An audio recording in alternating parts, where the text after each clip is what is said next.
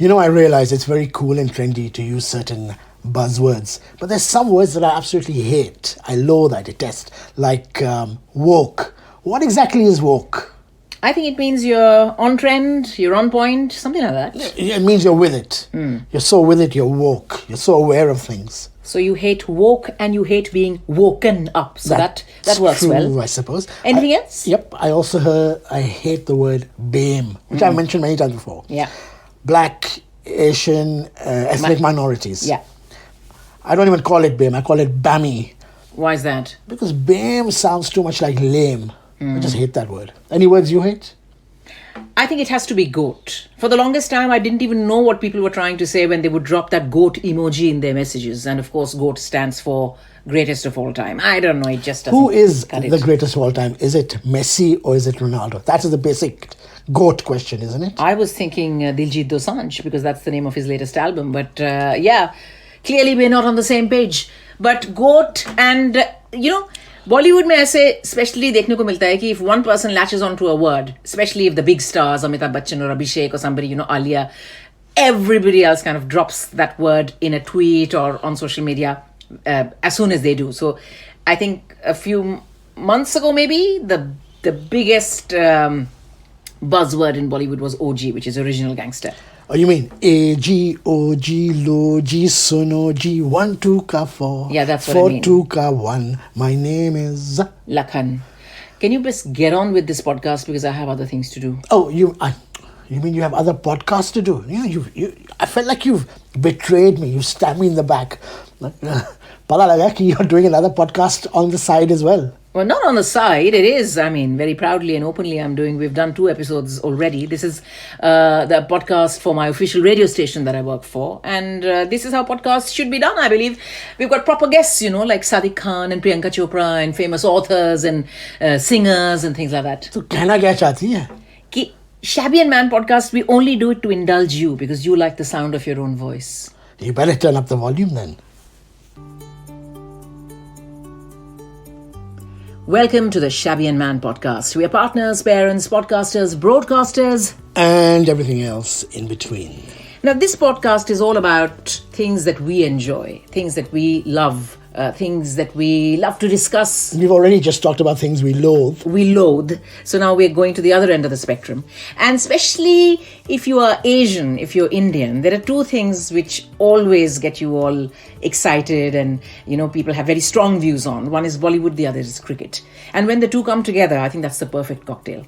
I'll tell you where I'm going with this. I read last week that an actress... There are only 3 things in India that seem to gather worldwide attention, really. Which is? Bollywood, cricket, and maybe politics. I was going to say farmers' protest right now. But there's an actress called Sayami Kher. Now, she's Shabana Azmi's niece. She made her debut in a film called Mirzia. The film didn't work that well. And she's done a few other things on digital, I believe. She announced recently that she's going to write a book on cricket, specifically on this B team that was in India, that was in Australia, and that... at the Gabba. At the Gabba. And against the odds, they snatched victory from the jaws of defeat. And it is, she says that, this book is not just going to be about the statistics, about how many wickets, where, what, when was the last time, Australia had lost in Adelaide and all of that. But this is about the human stories behind that team, which was, as I said, it was B team. Virat Kohli wasn't there. Many of our big names weren't there. So these people, I'm sure they went there as reserves, but they ended up playing this match and they ended up playing the game of a lifetime. And I know that some of the backstories are absolutely heartbreaking. Break your heart, yeah. Yeah, and inspirational at the same time. And very inspirational. So you've got people whose, there's one player whose dad was a rickshaw driver, auto driver. And he actually lost his dad at the start of the series. And he says that all my dad ever wanted, the reason why I didn't go back to India for his funeral was because I wanted to fulfill my dad's dream. All my dad ever wanted was to see me with the tricolour, do something that would make him proud as an Indian. So there's another person who says that, I living in abject poverty. He was a villager somewhere in a very remote place. But he says that cricket is what gave me the path to dream, to be able to forge a career that led me to this, wonderful place where I was selected for the national It's like team. you see these American hip-hop stars. It's a way of getting out of their ghetto kind of thing. So I was thinking that this has, I mean, just like Kabir Khan and Ranveer Singh's 83 has blockbuster written all over it, because that was such a pivotal moment for fans of Indian cricket. Everybody's going to watch it, and this is one of those things that we would like to watch on the big screen. Similarly, I think Sanjay Kher, this could be a debut novel that really becomes a bestseller, because people are so heavily emotionally invested in cricket, and coming from a Bollywood perspective, not that she's much of a Bollywood star. So I thought this is something people might want to know, those who don't know that. Talking about cricket, Yeah. right now the test match is going on in Chennai, Yeah. between England and India. Root scored a double century, by the way. And Channel 4, a terrestrial network in England, is finally showing cricket, I think since after 2006 or something. It's been a long time, because I remember when I was growing up and I used to be back home in England with my parents, I used to watch cricket on TV. Then suddenly it went to satellite TV. I kind of lost touch, watched the big matches here and there.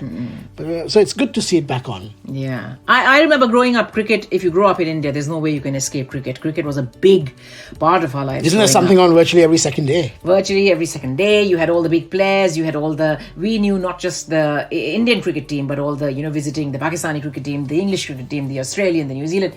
Everybody knew all the stats every time the World Cup would come round, even though India had just won once, by the time I was growing up.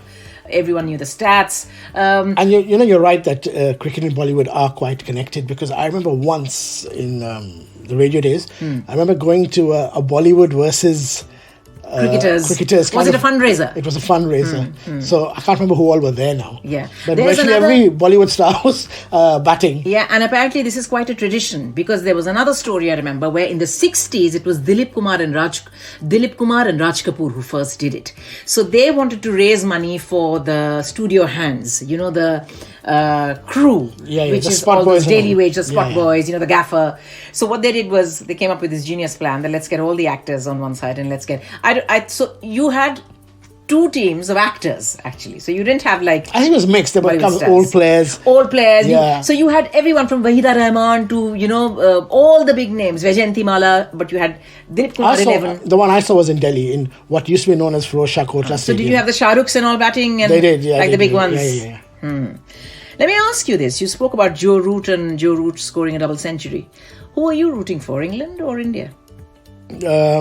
Wasn't it one of your politicians in this country who once said in the 70s or the 80s that... Norman Tebbit did say that, something about... Who you root for exactly is where you should be staying, living, paying taxes, something like that? Yeah, you should support your national team in the country you're from. But I don't think any Indian, Pakistani, Sri Lankan or Bangladeshi does that. Yeah. Or West Indian. Well, many people who support the winning team. It depends on who's winning. You conveniently jump onto that side. But it is exciting. And especially It's strange actually that you mentioned this, because so many of my friends support India for cricket, but support England for football. Ah, that's interesting. It's probably because India doesn't have a football team. Yeah. I would imagine that I would support India for cricket naturally, but all of us root for Andy Murray when he played Wimbledon. There's no question. Oh, you mean that famous Scottish tennis player? Yes. English, Scottish is the same. It's Great Britain we're talking about. But cricket and Bollywood, yeah, so many, many times they've come together and they're inseparable. Also, it's not always a good thing, in the sense that if you ask the players, I'm sure Virat Kohli, every time he fails, and today he did, every time he he made 11. performs badly, it is always attributed to his wife, his superstar wife. For some strange reason, people say, oh, she must have been a distraction, or he's become a new daddy, of course his heart is not in the game right now, and things like that. We always try and find something related to his glamorous other half. He is one of the highest is the wrong word, one of the most followed people on Twitter, Instagram or something. Instagram, he's the most followed Indian on Instagram. Is he? And but सोचने वाली बात है कि जब Anushka, when she makes a bad film, as she did with Zero, people don't blame that on Virat and say it's because he made Zero in that test, that's why her film didn't work. Don't know how that works. But you think it's sexism. But Kareena and Saif coming from a cricket dynasty, cricket family, not a cricketer himself. But these are all the big star couples that people idolize, right? do write, actually, not just write, because your other podcast says Shabnam Sahi tells some juicy Bollywood gossip. Is this one of the stories? Well, you'll have to tune in to find out. And yes, I am a conscientious citizen of the world. I could be recycling some stuff. But what is interesting, is exciting. Speaking of showbiz and cricket, this has only got to do with showbiz. The big story, of course, on a global stage. Oh, you mean some sad news this week? Sad news. Yeah. Christopher Plummer. You're a great Sound of Music fan, aren't you? I am, with about 1 million others all around the world, I'm sure. I mean, I've seen it properly probably once or twice. I've seen it many, many, many times. But not in the last 15 years, In bits, I've seen it here and there. Oh, did you know that Christopher Plummer, who was, what was it, Captain Von Trapp. Von Trapp, the famous song, Edelweiss. Edelweiss, it was dubbed. It wasn't actually him singing. I didn't know that until I saw the news clip the other day, a tribute to him. That's how I found that. So I didn't know either, actually. Yeah, but it sounds exactly like him. I mean, your voice is such a big part of your screen persona. It can make or break you in many ways. And I say that because the one story that comes to mind is Deepak Malhotra and Lamhe. You know that story, right? I do. Deepak Malhotra in the 90s was one of the biggest models around in Delhi. And Yash Chopra decided to cast him in a film, Lamhe. With Sridevi. Yeah. He had a bit part because he dies right in the first 15-20 minutes, but he had a bit role. And Sridevi had a double role as well. So here he was, Deepak Malhotra, tan, being launched by Yash Chopra. It doesn't get any better than this. Supermodel. Plastered on every hoarding, every magazine cover. And the first word, I still remember Sridevi's name was Pallavi in that, and he would call her Pallo. The first word that he uttered on seeing her, he was a man in uniform, he was playing a 4G in the film, was Pallo. When he said that, he had his voice, up until then people hadn't heard his voice. He was a strong, silent type. It was I think it ruined his career because I don't think he ever acted after that. And people kept commenting on why Yash Chopra allowed him to, or rather, why did he not dub his voice? It was so at odds with the personality that he had, this alpha male kind of, Well, high-pitched voice. Extremely high-pitched voice. So, Edelweiss dubbed, that is news to me, but it has been dubbed extremely well, exceedingly well, because it sounds like it is Captain Von Trapp singing. But talking about Bollywood and all, wasn't Katrina Kaif and all the early films, weren't they all dubbed? They were all dubbed. In fact, I don't think she knew how to speak Hindi. For a long time. I remember meeting the girl who used to dub all her films. And very sweetly she said that, my friends, they know my voice, right? And those who know what I do for a living, I'm a professional voiceover artist.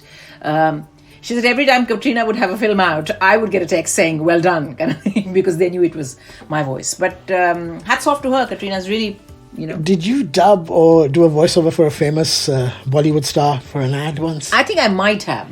You mentioned it the other day, and it came back to me. The details are extremely sketchy. I might have done it. I think you did, because I remember she wasn't that big at the time. So she was a model at the time. Was she a model? Yeah, she wasn't a model. She was one of those models. You might as well tell everyone who we're talking about. Yeah. So years ago, there was an ad was it for double glazing or something? Double glazing in India. Not double glazing, it was for windows or something. Yeah, something like that. And it was young Vidya Balan. Yeah. And was it Pradeep Sakar ad? Yeah. Yeah. I remember that because we just got married and you said, I've got this voice to do. Do you remember? Voiceovers is different, but to actually lip sync with somebody and make it appear on screen as though she's speaking. I think I had a line there. A couple of lines there in the ad, actually. But Vidya Balan she wasn't a model. Has she done Parinita by then? No, she hadn't. She hadn't been launched. She was seen in a couple of music videos because they were huge then. So she was, I suppose. Pradeep Sakar used to do music videos as well, didn't he? Music videos as well. I remember that time so fondly. I mean, that now seems like another world. Doing voiceovers, dubbing for... When are you doing voiceovers? Every second ad I hear on the radio is yours. No, I know, but those days, back then, in Delhi, I mean, being a part of the voiceover scene, radio, TV scene, it wasn't just going... cut, recording your stuff and coming out of the studio. It was sitting around with cups of chai, kabhi pakode, kabhi jalebi, kabhi samosa, loads of... Do you remember how I once got conned in my head I got conned. Do you remember what happened? Yeah, I do remember that. That was the biggest con. I don't think you should tell people that because it's nothing to be proud of. See, I was very silly, but it was fun while it lasted. So this company phoned me up and said, we'd like you to do a voiceover for the World Cup. The World Cup was happening. Yeah. I think little 1 minute snippets about different football players. Yeah. For this ad which is going out. So I said, how much are you paying me, whatever? And he said, we'll pay you about 5,000 rupees. Yeah. And then he says after that, and there's about 25 to do. So in my head I'm thinking 5 times 25. Yeah. I'm rich. I don't have to work this month. Yeah. When I got there, did it. What they meant was for all 25, which took about 3 days to do. Yeah. That was a lump sum they were going to pay me. Yes. And, Terrible. I don't think you should be telling people this story at all. Nothing to be proud of. But that's how you learn. You were starting your career then on radio. You learn, yeah. And I suppose, let's not even talk about how many... the voiceover world, which kicked me out very quickly. No, but let's not talk about how many times those 25 ads played over that 1 month period. That's true. When the World Cup was on. But मजा आता था, like बैठ के गपशप करो, चाय पियो. It was such great fun, and I don't know. I'm sure it's moved on a bit in the sense that everything's now more streamlined and more professional. Yeah, we're talking about 20 years ago. Yeah, but food and drink has always been a very important part for us, even when it comes to our professional lives, because very often we talk about food. I heard someone the other day say that they had a cup of coffee after 4 o'clock and they couldn't sleep all night, which is very common. Touch wood, I don't think I've suffered from that yet. Must have been a very bad cup of coffee. No, many people can't have caffeine after a certain time. Yes. Most people over a certain age can't have it. I think even I'm getting to that age now when after 3 or 4, if I've had a cup of coffee and if I don't get a good night's sleep, I blame it on coffee, no matter what the reason might be. It's the caffeine in the tea or coffee, obviously. Yeah. But I'm thinking back, talking about those years, I remember once upon a time, the whole point was after midnight, having an aloo ka paratha or anda ka paratha with a cup of chai under this famous flyover near the IIT colleges in Delhi. Yes. Mulchand, what was it called? Yeah, Mulchand flyover. Mulchand flyover. Yeah, or even Horse Cars flyover. Yeah, so these are Delhi symbols, but I'm sure it's everywhere there, where all the students and all used to hang out, and these guys used to serve parathas till 3 in the morning. Yeah, but it's the same thing pretty much anywhere in the world, right? When you're at uni, when you're young, when you're a student, you can drink like a fish, yeah, and you can be in the pub on a weekend and then be in your classroom for lessons on a Monday morning, without what should I say, a heavy hangover, a strong hangover. Maybe here you can drink like a fish, but in those Delhi days you had to drink on your carb on it. Yeah, well, there you go.